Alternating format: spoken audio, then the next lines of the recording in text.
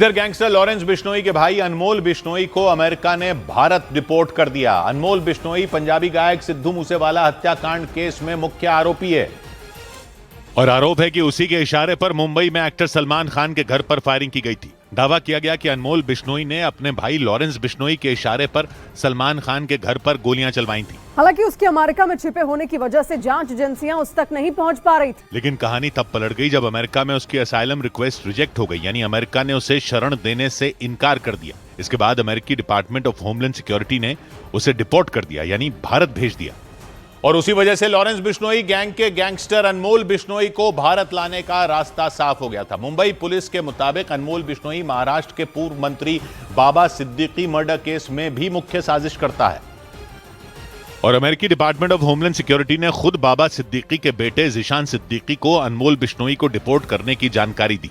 Gangster Lawrence Bishnoi का भाई अनमोल बिश्नोई भारत में कई गंभीर और हिंसक अपराधों को लेकर वांटेड है। मई 2022 में पंजाबी गायक सिद्धू मूसेवाला को पंजाब के मानसा में गोलियों से छलनी कर दिया गया था। आरोप है कि लॉरेंस बिश्नोई गैंग ने मूसेवाला की हत्या की थी। दावा किया गया था कि हत्याकांड की साजिश में अनमोल बिश्नोई भी शामिल था, लेकिन जांच एजेंसियों के मुताबिक पुलिस की गिरफ्त में आने से पहले ही वो फर्जी पासपोर्ट के जरिए विदेश भाग गया था। दावा किया गया कि विदेश भागने के दौरान वो दुबई और कनाडा समेत कई देशों में रहा।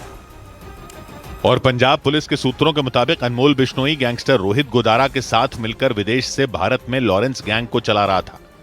दावा किया गया कि लॉरेंस बिश्नोई के इशारे पर अनमोल बिश्नोई ने भारत में कई बड़ी घटनाएं की। पिछले साल 24 अक्टूबर को महाराष्ट्र के पूर्व मंत्री बाबा सिद्दीकी की मुंबई में गोली मारकर हत्या कर दी गई थी और आरोप है कि अनमोल बिश्नोई ने ही बाबा सिद्दीकी की हत्या करवाई थी। इसके अलावा अप्रैल 2024 में सलमान खान के घर पर गोलियां चली थी। आरोप है कि गोली चलाने वाले शूटर लगातार गैंगस्टर अनमोल बिश्नोई के संपर्क में थे और इसीलिए पिछले साल एनआईए ने अनमोल बिश्नोई को मोस्ट वांटेड की लिस्ट में शामिल किया था। उसकी गिरफ्तारी के लिए 10 लाख रुपए का इनाम भी रखा गया था।